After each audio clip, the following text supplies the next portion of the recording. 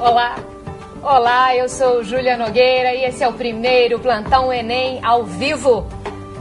A partir de hoje, todo sábado às 10 da manhã, estaremos aqui na companhia de 3 professores discutindo as matérias do Enem. Não vai dar para falar de todos os assuntos do Enem, mas aqui você vai ver temas importantes e as dificuldades que mais pegam na hora do exame. E para ajudar a gente, o Rafa vai estar aqui ao lado, ligado em você que está nos assistindo.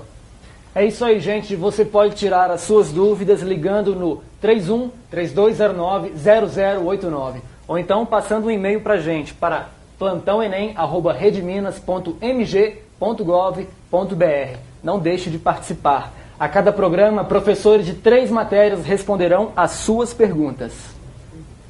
E hoje estamos aqui com o Eliano Freitas, professor de Geografia, Geraldo Elvio, professor de Sociologia, e Simone Calil, professora de História. Bem, gente, então vamos começar a falar do Enem, né? Geraldo Elvio, por favor, Sociologia é uma matéria que vai cair pela primeira vez no Enem. Como se preparar para essa prova? Como você acha que os conhecimentos de Sociologia serão avaliados no Enem? Então, por ser exatamente a primeira vez, né? Obviamente que a gente ainda não tem uma tradição, né, uma experiência acumulada, né, com relação à prova, às questões de sociologia, mas a gente tem algumas referências, né, além da própria matriz expressa no próprio Enem, né, porque a gente tem as orientações curriculares nacionais. Aqui em Minas a gente tem o currículo, conteúdo básico comum da Secretaria de Educação, né, que nos dá um parâmetro, né, para a gente imaginar o que pode cair nas provas do Enem referente à sociologia. O que a gente tem como questão mais geral, né, é que a prova, as questões de sociologia devem estar preocupadas com o cotidiano das pessoas, né? A vida que elas levam cotidianamente, né? Inseridas nas suas instituições, né? Na escola, na família, etc. Mas tentando problematizar isso no sentido de fazer com que as pessoas tenham uma visão crítica dessa vida cotidiana, né? E o que significaria uma visão crítica da vida cotidiana? Isso nos remeteria ao próprio projeto da sociologia no nível médio, que tem a ver com o que a gente chama um processo de desnaturalização. E o que seria isso? Seria o seguinte: nós, vivendo a nossa vida cotidiana, nós temos a tendência de acharmos que aquela percepção que nós temos, a partir da nossa cultura, a partir do nosso grupo, da nossa família, da nossa religião, etc., nós temos a tendência de julgar, de achar que a forma como nós enxergamos o mundo, aquela é a forma natural, aquilo representa o natural das coisas. Quando nós sabemos que o mundo da cultura não é o mundo da natureza, não é o natural das coisas, né? Ela é socialmente construída e, portanto, ela tem que ser entendida assim. Fazer as pessoas perceberem isso é o que nós chamamos de processo de desnaturalização e que dá o sentido crítico exatamente à sociologia. E para que, com essa visão crítica, as pessoas possam viver plenamente a sua cidadania. Então, dentro desse contexto maior, é que nós teremos que entender como é que podem surgir as questões relacionadas àqueles objetos de conhecimentos que estão definidos ali no Enem, né? Tal como a questão de diversidade cultural, a questão de relações raciais, a questão da cidadania, da democracia e etc. Ok. Bem, são vários conteúdos em sociologia e a gente escolheu um tema para o nosso debate para a gente poder continuar aqui. Vamos lá? Vamos mostrar um vídeo e a gente volta a conversar.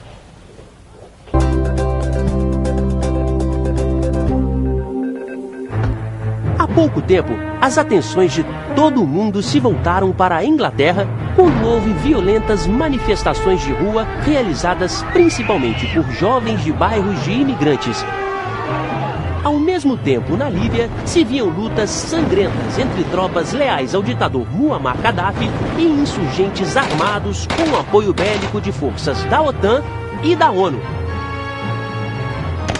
O que há em comum entre as manifestações juvenis na Inglaterra e a guerra civil na Líbia? São duas conjunturas bem diferentes.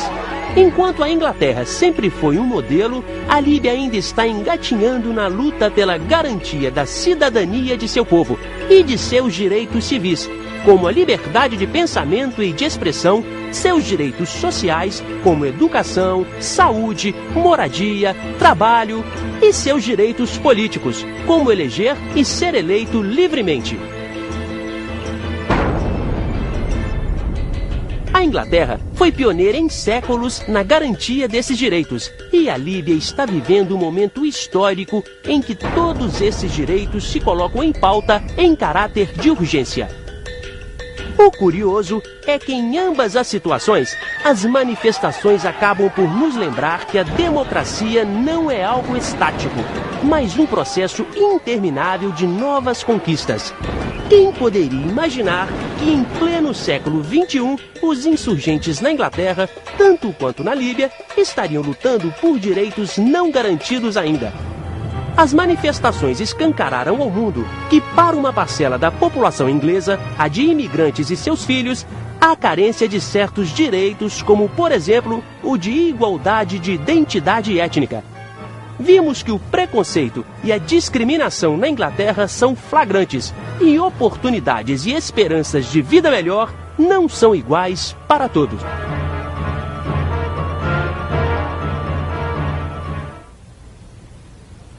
Bem, a gente acabou de ver esse vídeo de sociologia, então eu queria perguntar ao professor Geraldo Elvio, esses protestos na Inglaterra e a guerra na Líbia são assuntos bem atuais, né? Em que o aluno tem que ficar atento dentro dessas questões para se sair bem no Enem? Então, eu acho que as questões da atualidade, elas têm que também serem pensadas no seu contexto histórico, né? O que a gente viu ali? Quer dizer, o vídeo enfatiza bem, né, que são contextos claramente muito diferenciados, né, da Inglaterra e da Líbia. Mas a pergunta que se fez ali, quer dizer, o que eles têm em comum? A gente poderia dizer, de forma muito resumida, né, que é a luta por novos direitos. Quer dizer, e aí, o que se explicita ali é a tradução do pensamento de um sociólogo inglês chamado Marshall, que distinguiu, para a gente entender bem o processo da relação de democracia com direitos e etc., distinguiu aqueles três tipos de direitos: direitos civis, direitos políticos e direitos sociais. E cada sociedade vive de forma diferenciada a aproximação maior ou menor com o ideal em relação a esses direitos.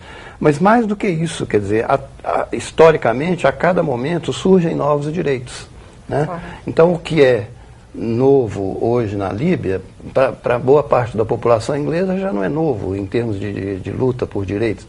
Mas mesmo na Inglaterra, quer dizer, o exemplo que foi dado aí no vídeo, né, uma questão de igualdade em relação às identidades étnicas, é uma coisa que está posta na Inglaterra hoje, né? E que as pessoas têm que lutar por esse direito. Ficou muito flagrante, né, nessas manifestações todas, por exemplo, o papel da internet.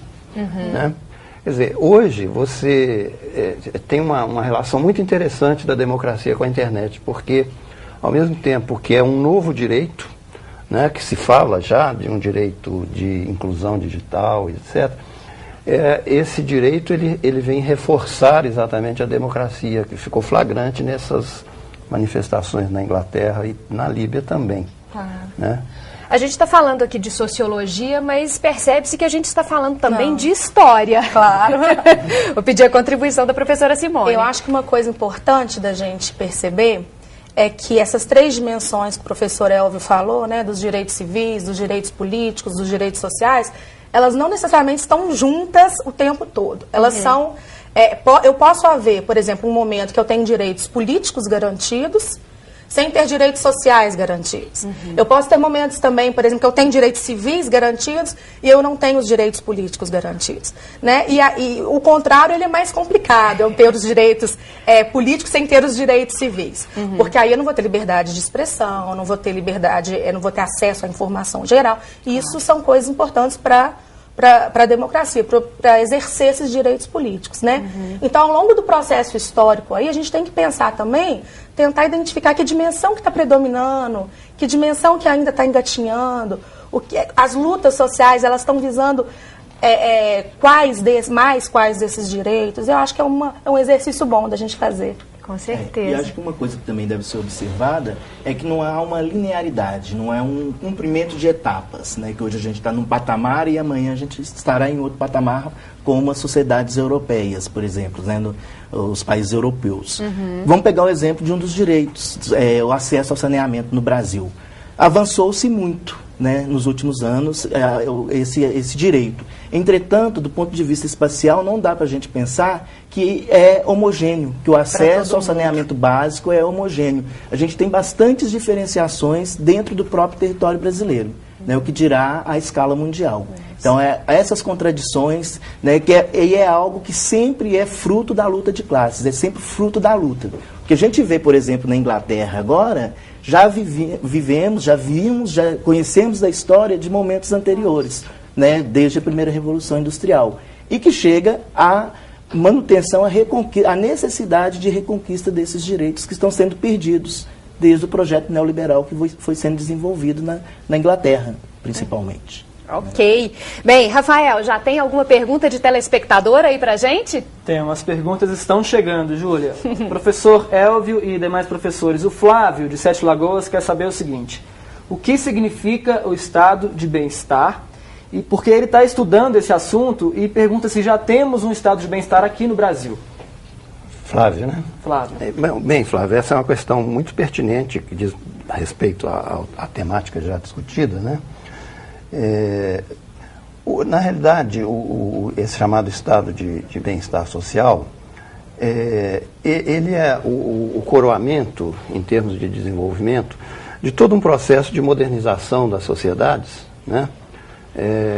No que diz respeito ao aspecto, principalmente ao aspecto político, né?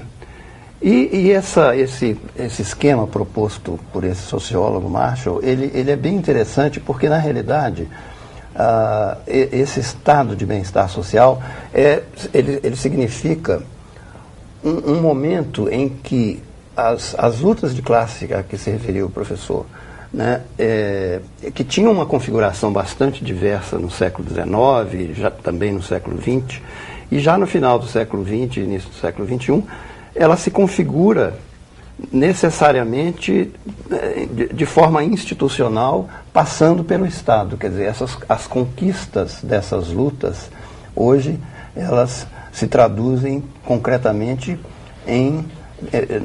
com a participação do Estado, né, em termos de benefícios indiretos, né, como a saúde, a educação, o direito ao trabalho, a previdência social, a aposentadoria. Quer dizer, esse nível dos direitos, na sua ênfase mais em relação aos direitos sociais, é que dá a tônica desse estado de bem-estar social. Né? Alguma contribuição? Desculpe, só, ele perguntou também com relação ao Brasil, né? No Brasil, quer dizer, se perguntar, nós temos um estado de bem-estar social? Temos, né? E, historicamente, com avanços e recuos, né? Em momentos muito marcantes, esses direitos vieram por outorga do Estado. Depois a professora poderá, né, explicitar melhor de forma histórica essa questão. Em outros momentos mais recentes, por exemplo, com a redemocratização, eles são resultado de lutas, de grupos, de movimentos da sociedade de forma muito mais clara, né? E, como já tinha enfatizado o professor, é possível que em certos momentos haja até recuos com relação a isso, mas eu diria que no Brasil, mesmo atento a essa questão da não linearidade que ele chamou a atenção, de que nós podemos dizer que o estado de bem-estar social hoje no Brasil está melhor do que há alguns anos atrás e que certamente, a continuarmos assim, ele estará melhor daqui a alguns anos. Ok. Bem, infelizmente a gente não vai ter tempo agora, porque apesar do professor Geraldo Elvio ter pedido a sua contribuição, a gente fala sobre isso no segundo bloco, porque para encerrar eu gostaria de pedir ao senhor para dar uma dica para quem vai fazer o Enem dentro da matéria de Sociologia. Olha, a gente, de fato, há uma certa dificuldade exatamente por não ter tido ainda, né, as provas de Sociologia no Enem. Mas eu diria que certamente um formato que deverá aparecer muito, né, é se pedir que se leia um texto, né, e que se faça um exercício de interpretação em relação àquele texto. Eu diria o seguinte, que não se perca muito tempo, se não tiver um entendimento claro do texto, é que passe para outra questão, para depois voltar àquela, porque senão você pode perder muito tempo, né, e em prejuízo das outras questões. Ok. Bem, nós vamos então dar uma pausa e voltamos depois do intervalo com muito mais sobre o Enem.